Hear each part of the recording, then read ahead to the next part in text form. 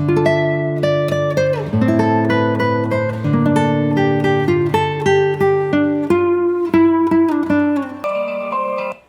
Friends, welcome to wire के knowledge channel.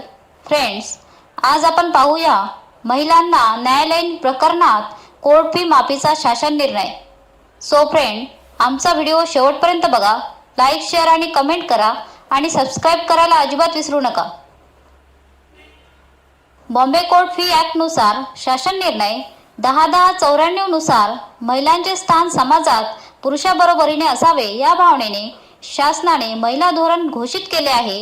यात अंतर्भाव केल्यानुसार महिलांच्या संपत्ती विषयक पोटगी, हिंसाचार व घटस्फोट विषयक केसेसना कोर्ट फी माफ होत आहे.